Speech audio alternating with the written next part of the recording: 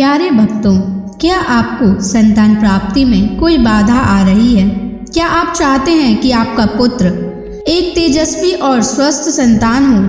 क्या आपके संतान जन्म के बाद बार बार स्वास्थ्य समस्याएं हो रही हैं? तो आपको शनि महाराज का इस मंत्र का जाप अवश्य करना चाहिए, क्योंकि यह मंत्र बहुत ही शक्तिशाली और अचूक मंत्र है। इस मंत्र के नियमित 108 बार जाप करने मात्र से ही आपका पुत्र तेजस्वी और बुद्धिमान हो जाएगा और गर्भधारण में आ रही बाधाएं समाप्त हो जाएंगी। संतान दीर्घायु और बुद्धिमान बन जाएगा। इसलिए प्यारे भक्तों, आप शनि देव के इस महामंत्र का जाप अवश्य करें। और जब भी आप इस मंत्र का जाप करें तो इस वीडियो को अपने मोबाइल फ़ोन पर या स्पीकर पर चलाकर छोड़ दें, ताकि आप बिना कोई समस्या के इस महामंत्र का जाप कर पाएं। यह मंत्र बहुत ही शक्तिशाली और प्रभावशाली मंत्र है। इस मंत्र के जाप से पुत्र प्राप्ति के योग भी प्रबल होते हैं और संतान का जीवन सुरक्षित और सुखद होता है। घर में खुशहाली और समृद्धि बनी रहती है। इसलिए प्यारे भक्तों, अगर आप भी चाहते हैं कि आपका पुत्र हमेशा खुश रहे, तो आप इस मंत्र का जाप अवश्य करें और नियमित 108 बार करें और पूरी श्रद्धा के साथ करें। तभी आप शनि महाराज के असीम कृपा के भागी बन पाओगे। और अगर आप शनि देव का आशीर्वाद प्राप्त करना चाहते हैं तो इस वीडियो को लाइक और चैनल को सब्सक्राइब जरूर कर दीजिए और कमेंट बॉक्स में जय शनि महाराज अवश्य लिख दीजिए। तो चलिए भक्तों, मंत्र का जाप करना प्रारंभ करते हैं। ओम ह्रीं श्रीं क्लीं शन शनैश्चराय महाक्रूराय नमः। ओम ह्रीं श्रीं क्लीं शन शनैश्चराय महाक्रूराय नमः। ओम ह्रीं श्रीं क्लीं शन शनैश्चराय महाक्रूराय नमः। ओम ह्रीं श्रीं क्लीं शन शनैश्चराय महाक्रूराय नमः।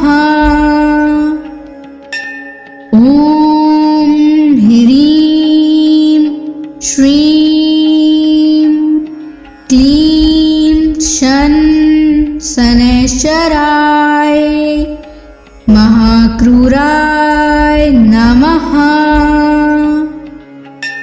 ओम ह्रीं श्रीं क्लीं शन शनैश्चराय महाक्रूराय नमः।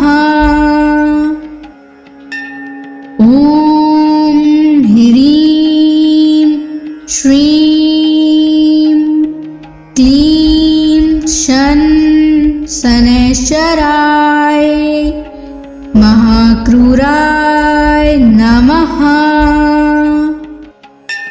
ओम ह्रीं श्रीं क्लीं शन शनैश्चराय महाक्रूराय नमः। ओम ह्रीं श्रीं क्लीं शन शनैश्चराय महाक्रूराय नमः। ओम ह्रीं श्रीं क्लीं शन शनैश्चराय महाक्रूराय नमः। ओम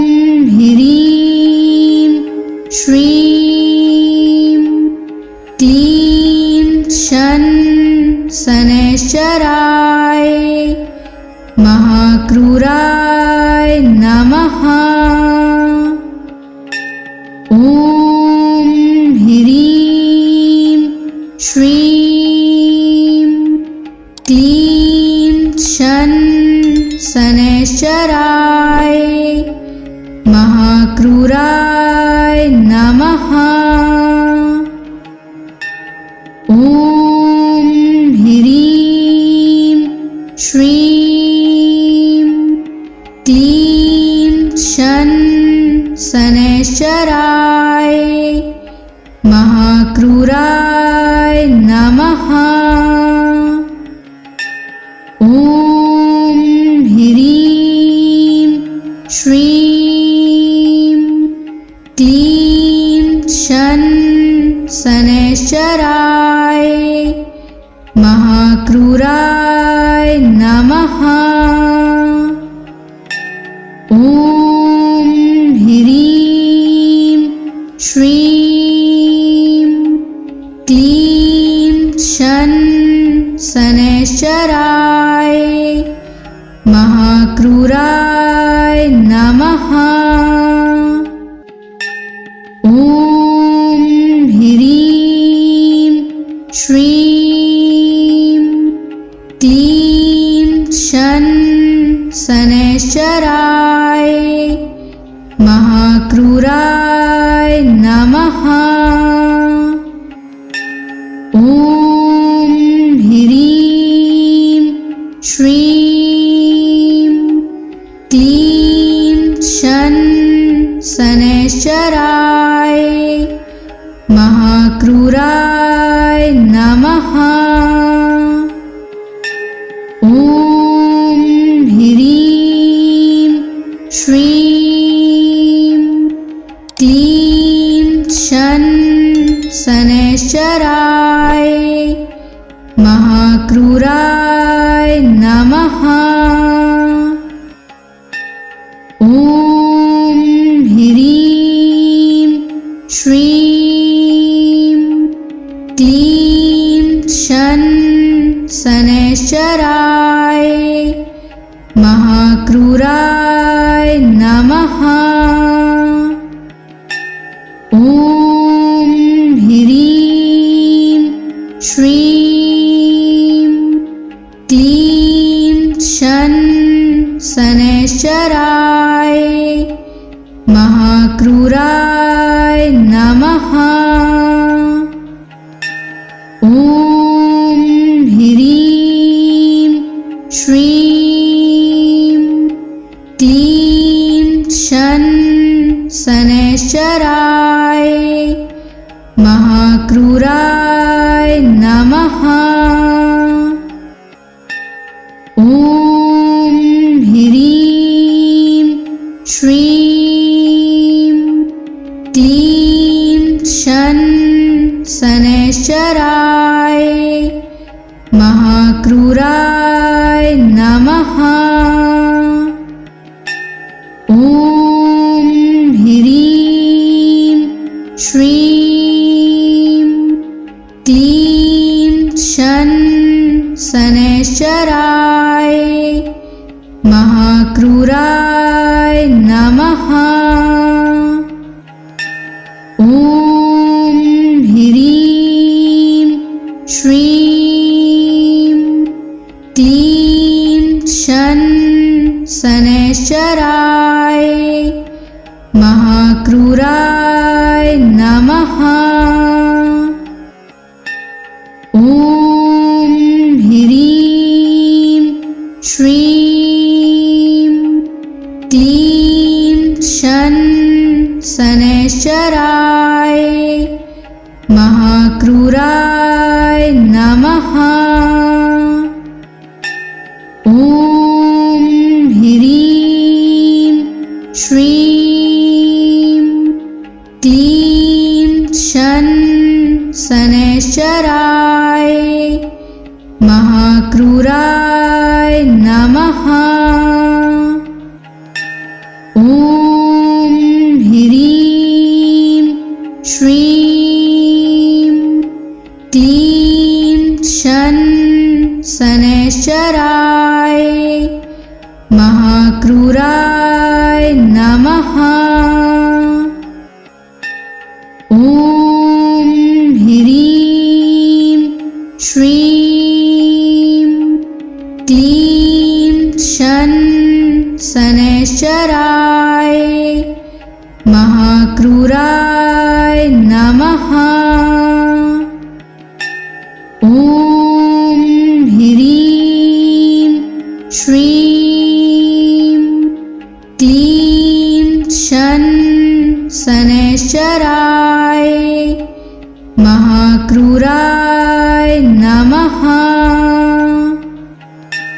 ॐ ह्रीं श्रीं क्लीं शनैश्चराय महाक्रूराय नमः।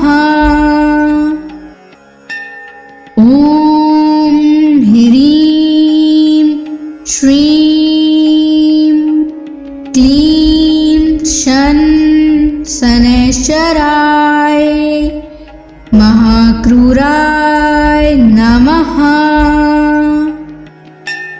ॐ ह्रीं श्रीं क्लीं शनैश्चराय महाक्रूराय नमः। ॐ ह्रीं श्रीं क्लीं शनैश्चराय महाक्रूराय नमः। ॐ ह्रीं श्रीं क्लीं शनैश्चराय महाक्रूराय नमः। ॐ ह्रीं श्रीं क्लीं शनैश्चराय महाक्रूराय नमः। ॐ ह्रीं श्रीं क्लीं शनैश्चराय महाक्रूराय नमः।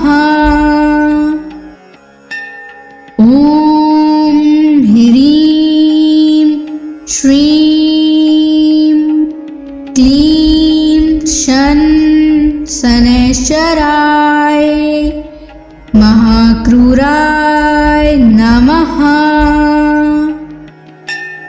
ॐ ह्रीं श्रीं क्लीं शनैश्चराय महाक्रूराय नमः। ॐ ह्रीं श्रीं क्लीं शनैश्चराय महाक्रूराय नमः। ॐ ह्रीं श्रीं क्लीं शनैश्चराय महाक्रूराय नमः। ॐ ह्रीं श्रीं क्लीं शनैश्चराय महाक्रूराय नमः। ॐ ह्रीं श्रीं क्लीं शनैश्चराय महाक्रूराय नमः। ॐ ह्रीं श्रीं क्लीं शनैश्चराय महाक्रूराय नमः। ॐ ह्रीं श्रीं क्लीं शनैश्चराय महाक्रूराय नमः। ॐ ह्रीं श्रीं क्लीं शनैश्चराय महाक्रूराय नमः। ॐ ह्रीं श्रीं क्लीं शनैश्चराय महाक्रूराय नमः। ॐ ह्रीं श्रीं क्लीं शनैश्चराय महाक्रूराय नमः। ॐ ह्रीं श्रीं क्लीं शनैश्चराय महाक्रूराय नमः। ॐ ह्रीं श्रीं क्लीं शनैश्चराय महाक्रूराय नमः। ॐ ह्रीं श्रीं क्लीं शनैश्चराय महाक्रूराय नमः।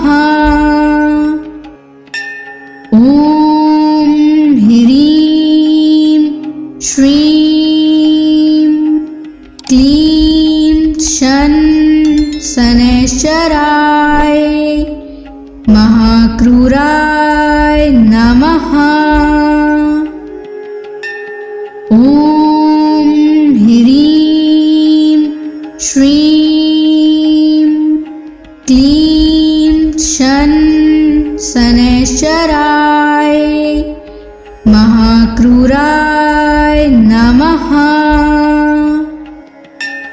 ॐ ह्रीं श्रीं क्लीं शनैश्चराय महाक्रूराय नमः। ॐ ह्रीं श्रीं क्लीं शनैश्चराय महाक्रूराय नमः। ॐ ह्रीं श्रीं क्लीं शनैश्चराय महाक्रूराय नमः। ॐ ह्रीं श्रीं क्लीं शनैश्चराय महाक्रूराय नमः।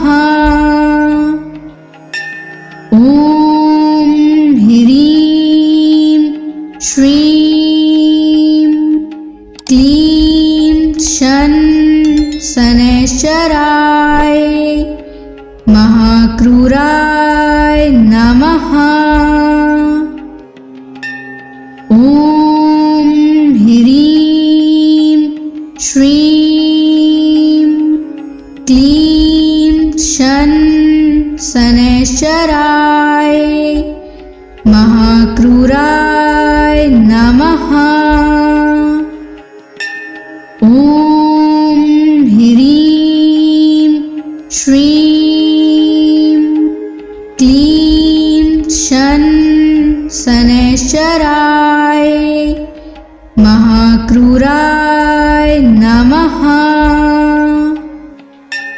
ॐ ह्रीं श्रीं क्लीं शन शनैश्चराय महाक्रूराय नमः। ॐ ह्रीं श्रीं क्लीं शन शनैश्चराय महाक्रूराय नमः। ॐ ह्रीं श्रीं क्लीं शन शनैश्चराय महाक्रूराय नमः। ॐ ह्रीं श्रीं क्लीं शन शनैश्चराय महाक्रूराय नमः। ॐ ह्रीं श्रीं क्लीं शन शनैश्चराय महाक्रूराय नमः। ॐ ह्रीं श्रीं क्लीं शन शनैश्चराय महाक्रूराय नमः।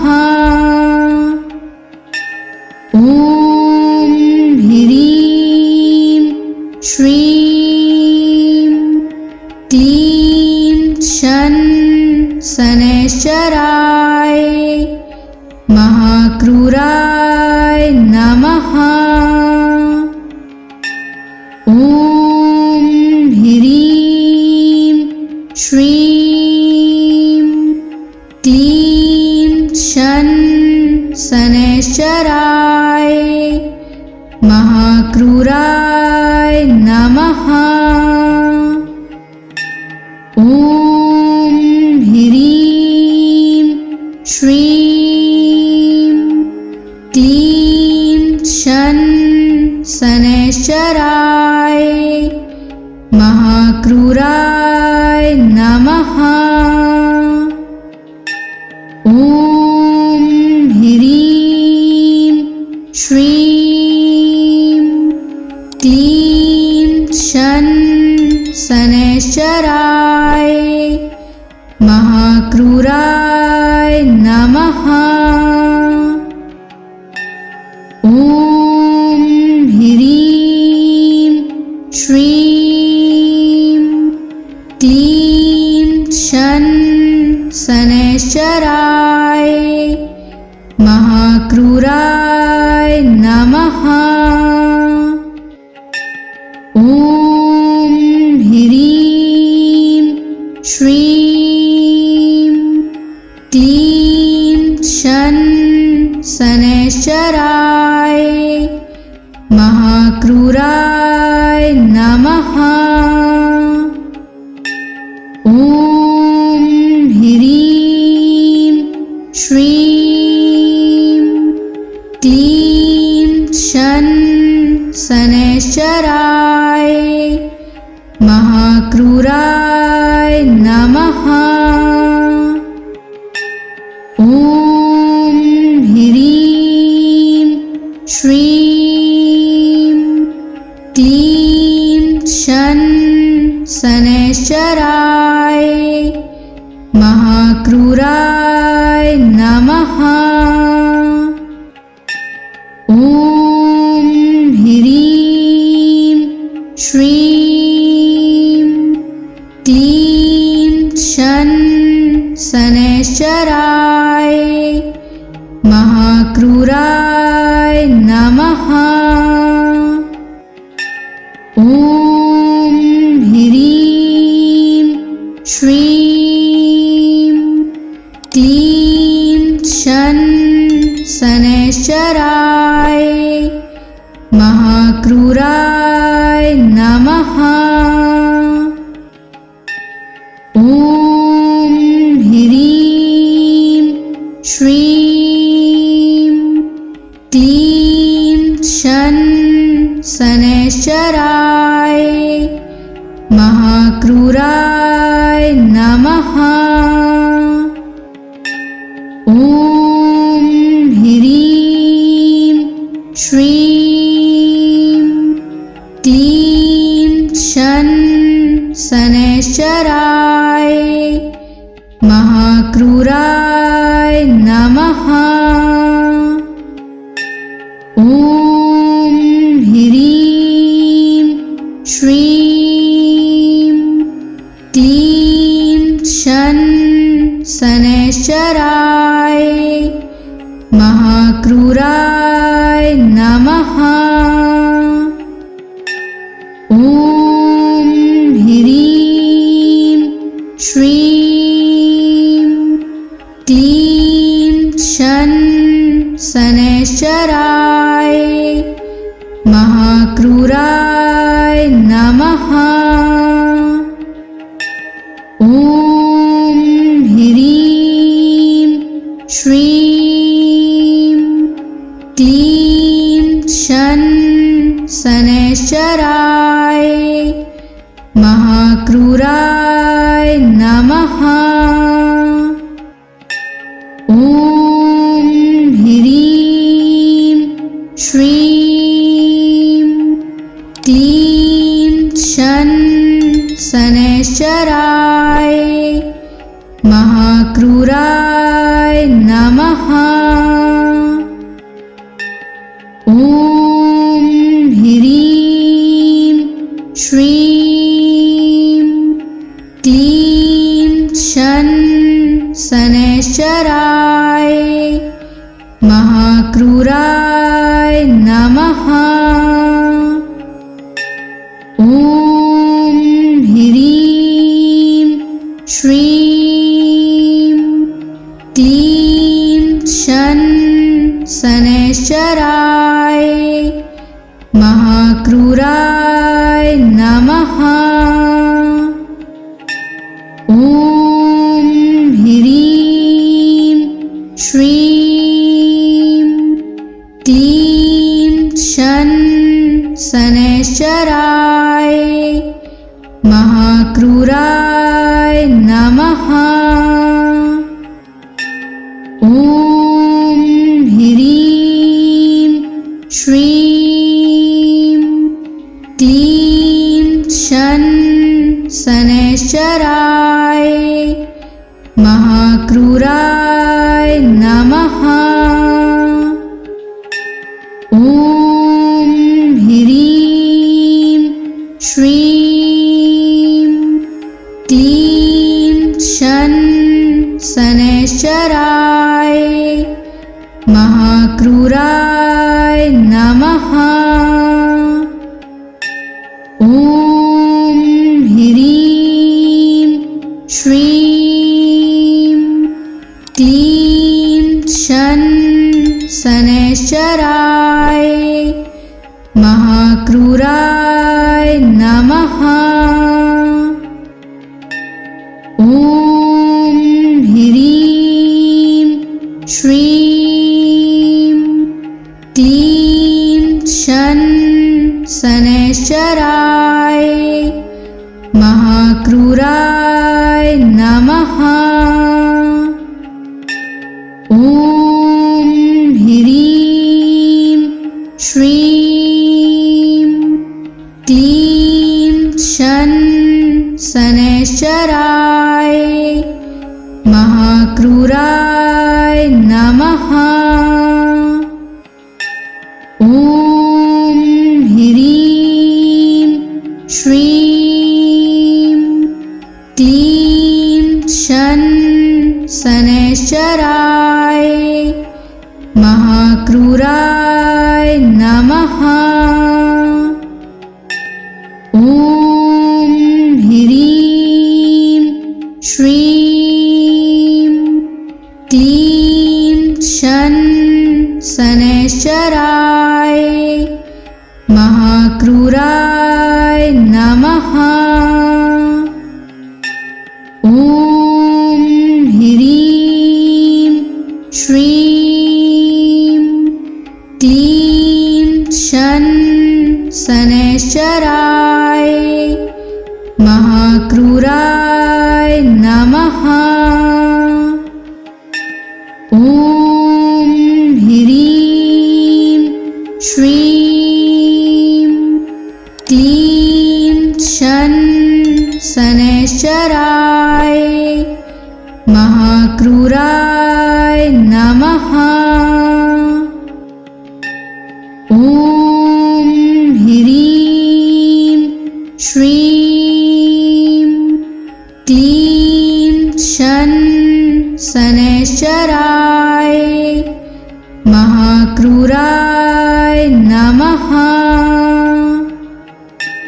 ॐ ह्रीं श्रीं क्लीं शन शनैश्चराय महाक्रूराय नमः।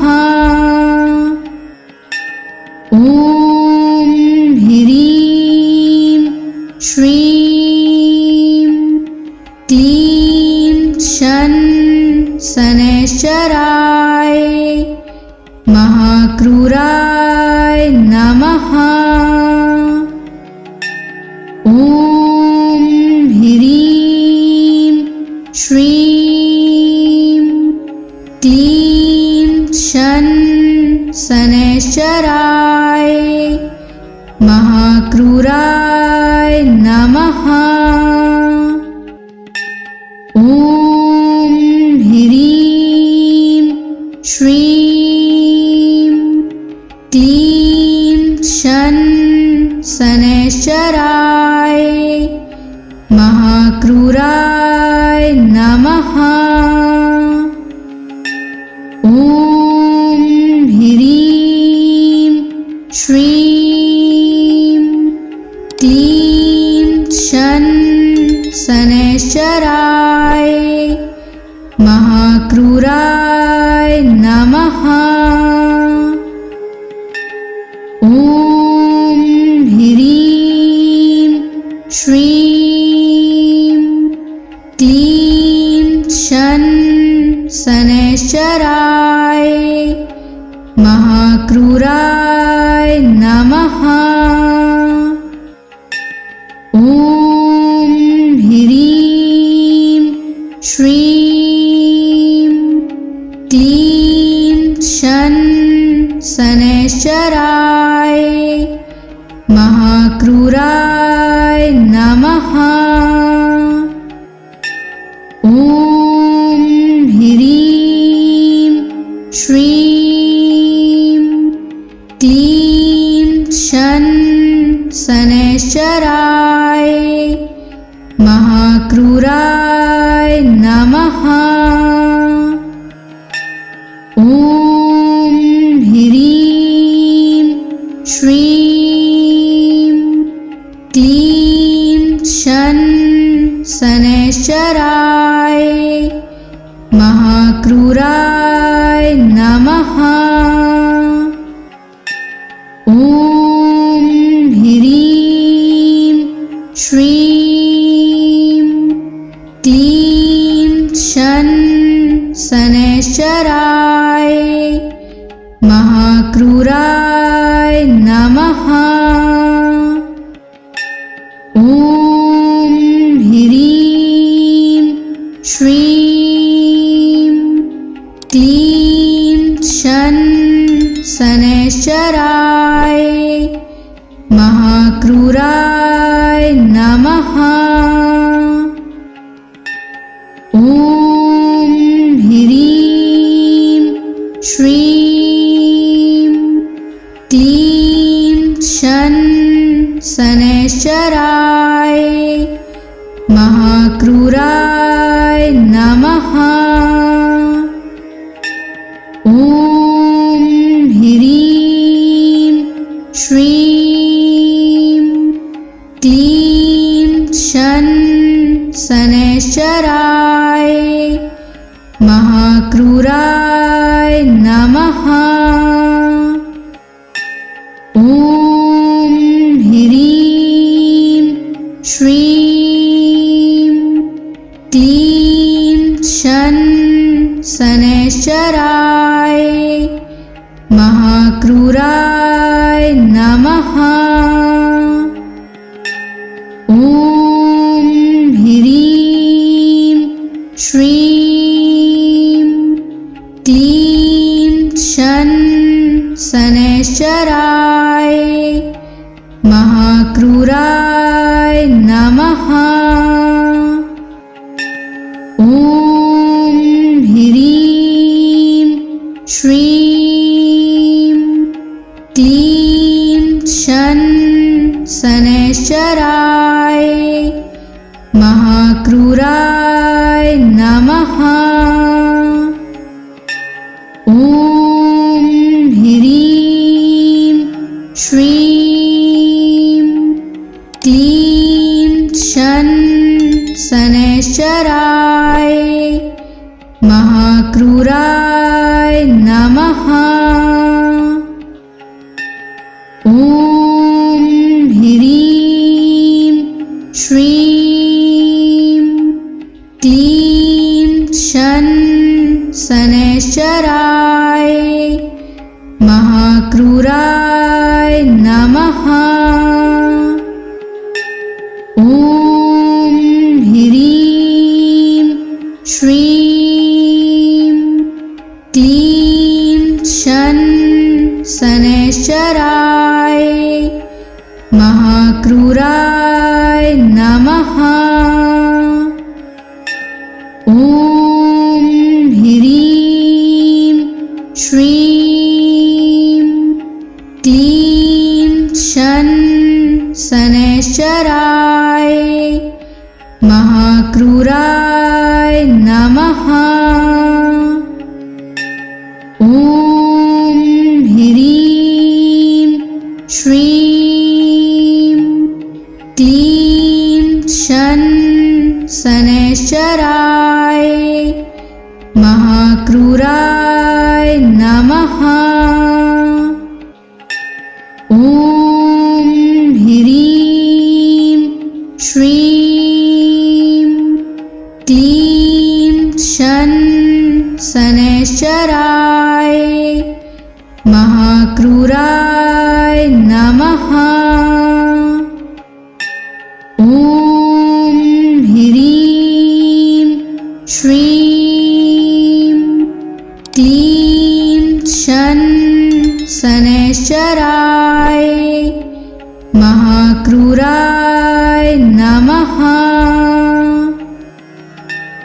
ॐ ह्रीं श्रीं क्लीं शन शनैश्चराय महाक्रूराय नमः। ॐ ह्रीं श्रीं क्लीं शन शनैश्चराय महाक्रूराय नमः। ॐ ह्रीं श्रीं क्लीं शन शनैश्चराय महाक्रूराय नमः। ॐ ह्रीं श्रीं क्लीं शन शनैश्चराय महाक्रूराय नमः। ॐ ह्रीं श्रीं क्लीं शन शनैश्चराय महाक्रूराय नमः। ॐ ह्रीं श्रीं क्लीं शन शनैश्चराय महाक्रूराय नमः। ॐ ह्रीं श्रीं क्लीं शन शनैश्चराय महाक्रूराय नमः। ॐ ह्रीं श्रीं क्लीं शन शनैश्चराय महाक्रूराय नमः। ॐ ह्रीं श्रीं क्लीं शन शनैश्चराय महाक्रूराय नमः। ॐ ह्रीं श्रीं क्लीं शन शनैश्चराय महाक्रूराय नमः। ॐ ह्रीं श्रीं क्लीं शन शनैश्चराय महाक्रूराय नमः। ॐ ह्रीं श्रीं क्लीं शन शनैश्चराय महाक्रूराय नमः। ॐ ह्रीं श्रीं क्लीं शन शनैश्चराय महाक्रूराय नमः। ॐ ह्रीं श्रीं क्लीं शन शनैश्चराय महाक्रूराय नमः। ॐ ह्रीं श्रीं क्लीं शन शनैश्चराय महाक्रूराय नमः। ॐ ह्रीं श्रीं क्लीं शन शनैश्चराय महाक्रूराय नमः।